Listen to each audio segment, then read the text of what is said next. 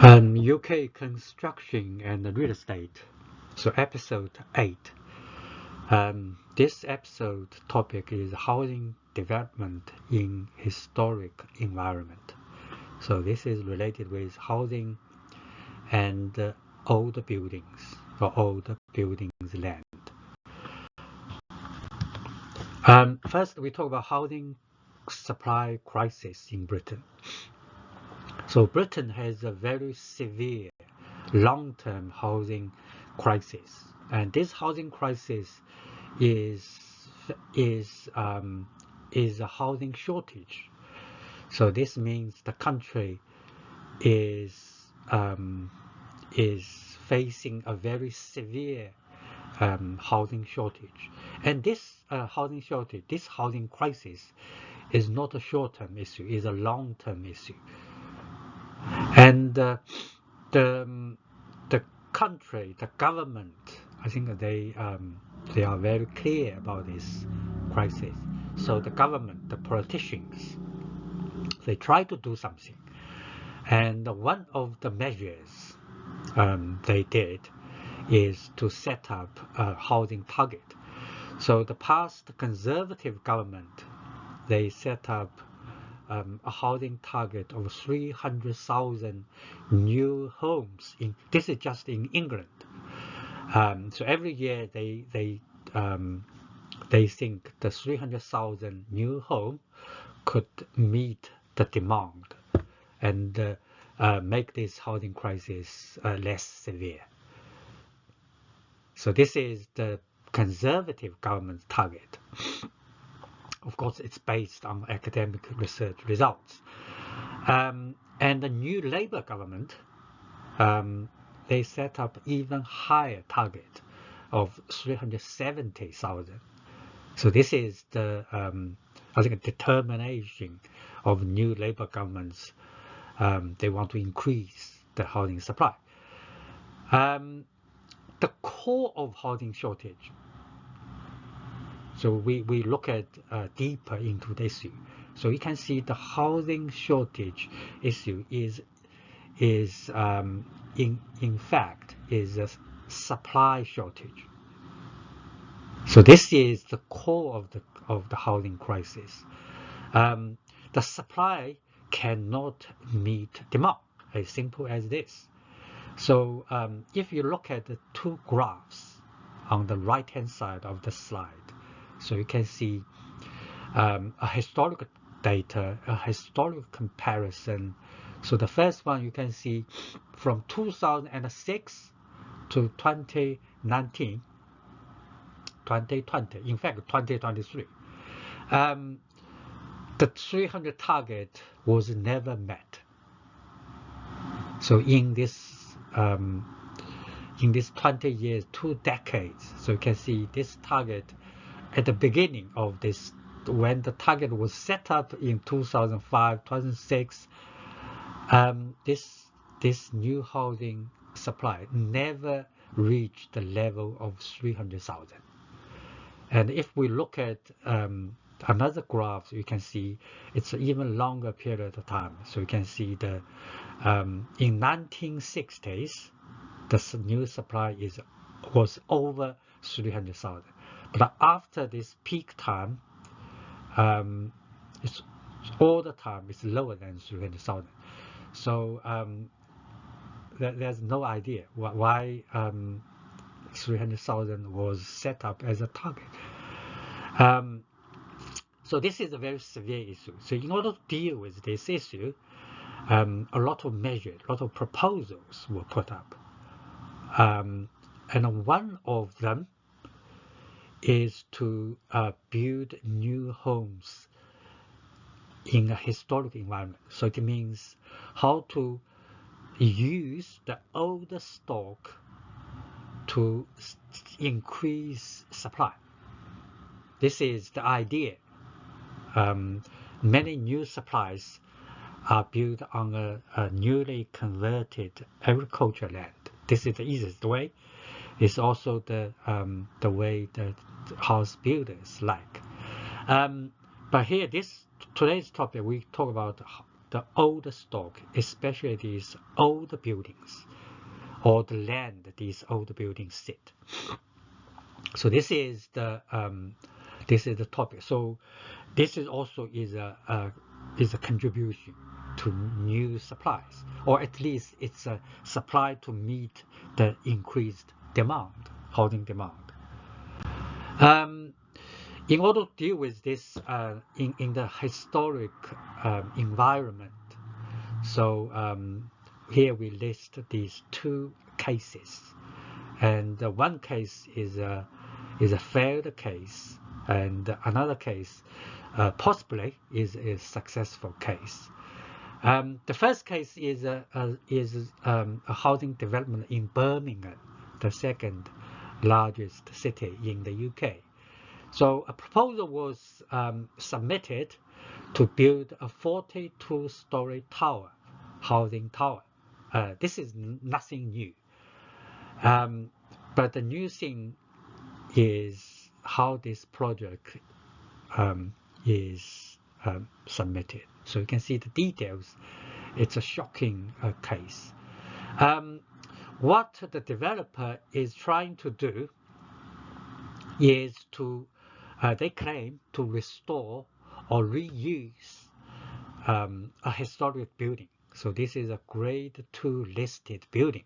It's a hospital. So you can see on the right hand side, it is 2 or 3 stories hospital, old hospital, not used, is a direct, has been abandoned for a long time.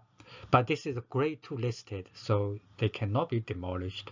They cannot be easily renovated. So this developer, they propose a very dramatic change or use of this this historic building and also the land. They want to build a 42-story 300 units build to rent flats. Build to rent is a very very new class of property, of housing in Britain. So this will be another topic. But the dramatic thing or dramatic proposal is to build this 42-story 300 unit flats over the top of this hospital, of this old building. So you can see this 42-story new building sit on top of the old building. This is what the plan is, what the proposal is. And this project also contains other facilities, other amenities. But the most dramatic idea is to build this, to not demolish this hospital, to build these new flats above the old building. And this plan, this proposal was unanimously rejected by the planning authority, and the committee think this project is utterly bonkers. So fortunately, this proposal was rejected. It's a bonkers. So this is something like a failed project, but this project is not put into a practice. So it's rejected in the planning process. The next one is something like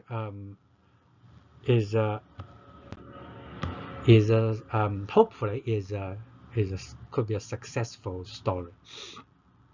So this plan has been granted planning permission, and this plan is to turn a Victoria Gasworks into a big housing project, housing neighborhood. So the developer is a Berkeley Group. Berkeley Group is a very famous house builder in the UK, and usually this group, this house builder, build housing is up-end housing, and mostly they concentrate on London and southeast of England. So this is a high-end group, and this developer is trying to deal with this kind of a old structure. It's not building, old structure in a 9-hectare heritage site. So this site is a protected area, and this site contains 7 Victoria gas holders. This has been abandoned for a long period of time, and this Berkeley now try to revitalize this site and build quite a large housing project, 2,100 new housing. It's a very big project in Britain. This site is in East London, so East London currently is quite busy for many housing projects. So this is the Barclays is one of them, and you can see what they propose to do. So these 7 Victoria gas holders will be kept.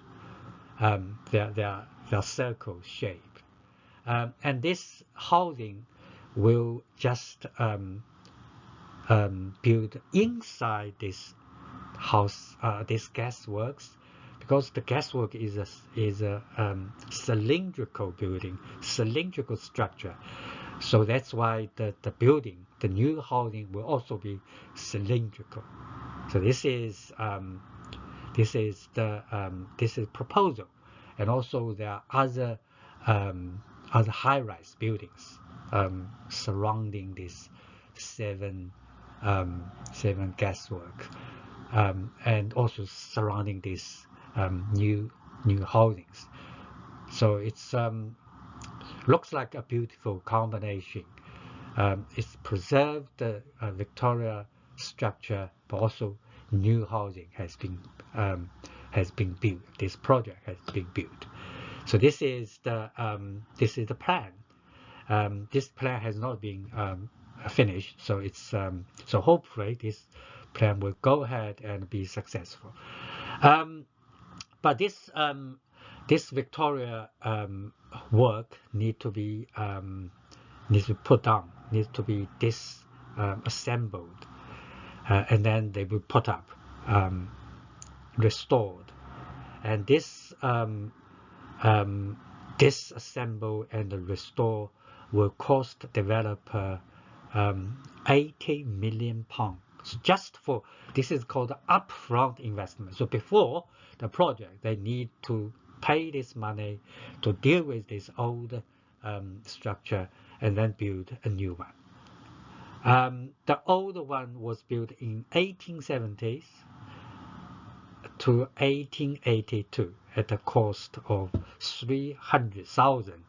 So over 100 years of history.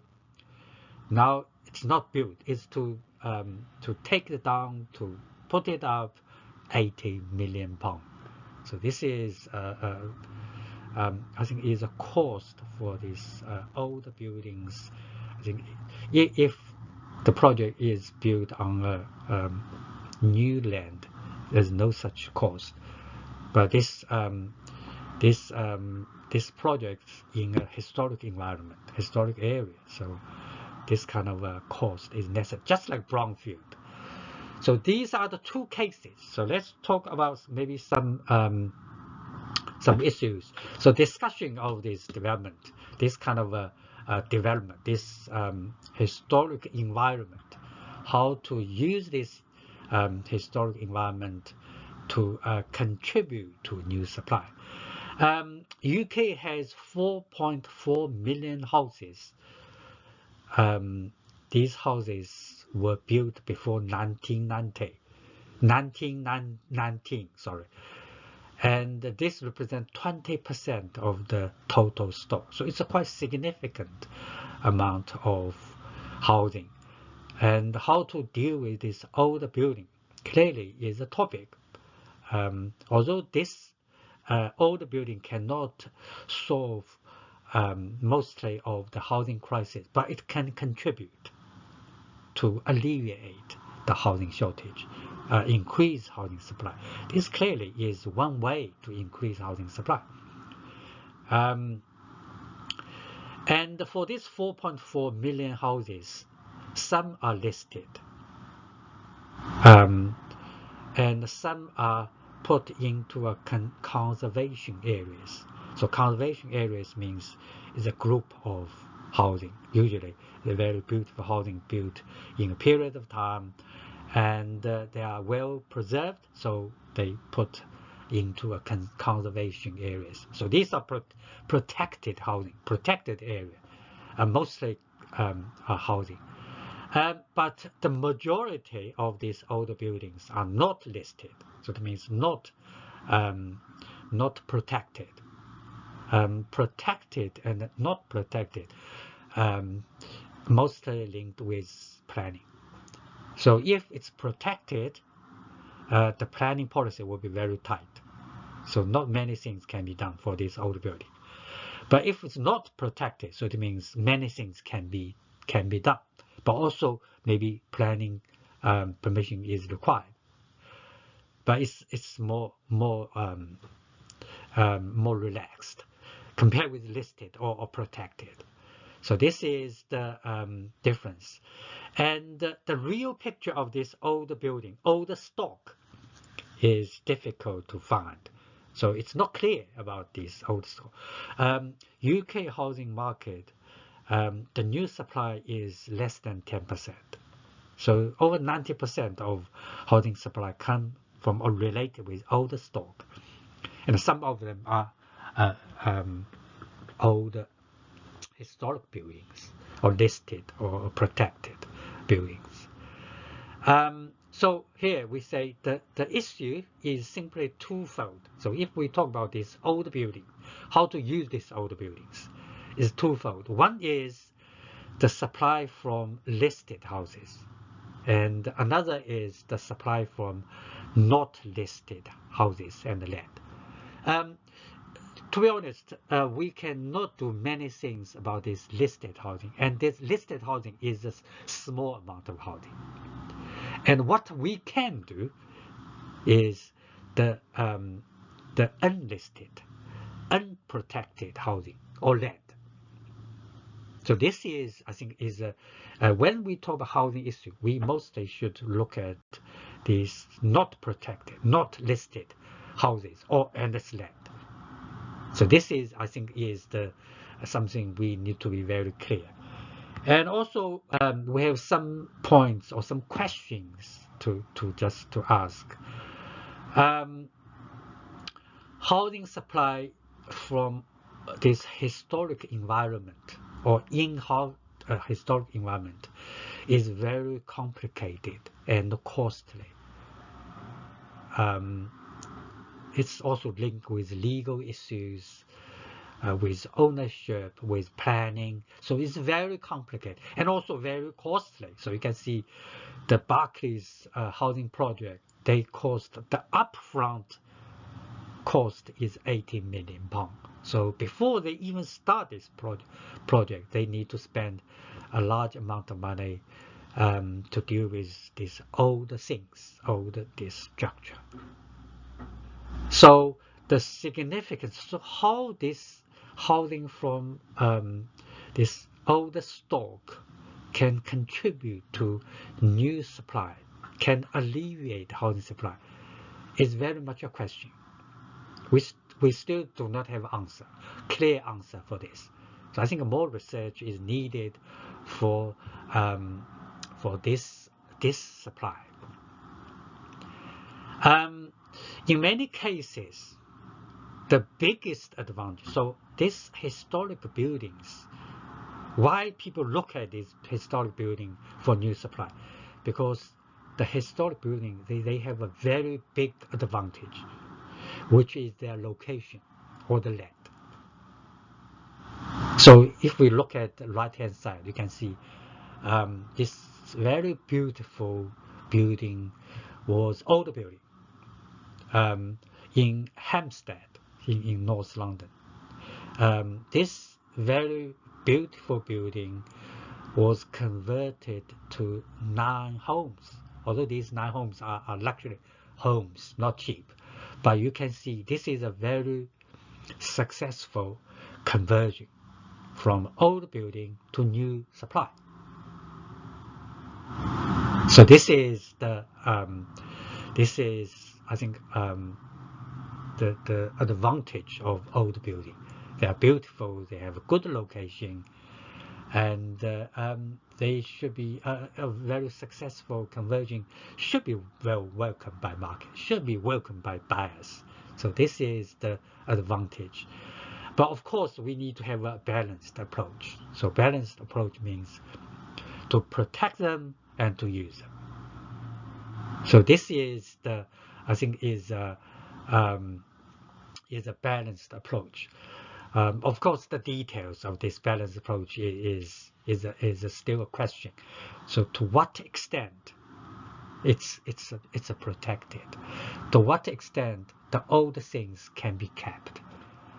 So this is, I think, is a question we need to ask, and we need the answer for this. I think everybody agrees it should be a balanced approach, but how to reach this balance? This is, I think, is so some very beautiful buildings have been demolished. So you can see this is a very unfortunate event. So this kind of protection is not successful. So if they can, just like the upper example, so they can transform to a very beautiful new supply. It is such a good thing. But many beautiful old buildings have been demolished, have gone forever. So this is a question. So how to take this balanced approach? The last issue, the last point I want to make is architect. So how the architect plays a role in the housing development, especially in the historic environment. Architect always is a main player in housing development. So this, I think, is agreed by everyone. Architect is always a main party, main participant in housing development. But however, this is my opinion. So modern architecture is in deep crisis. So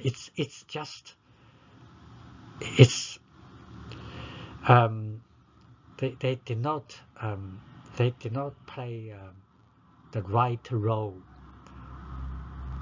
I think the case of Birmingham is just a testament of this kind of a crazy design, this rubbish design. I think the architect should reflect on this kind of they need to think again when they have such a crazy idea. So the Birmingham case, although it's very ugly, very crazy, but it's not put into a practice because it was stopped in a planning process. So fortunately, this plan did not go ahead. But other designs, they were passed and they were built, and they were ugly. So I think architects should think.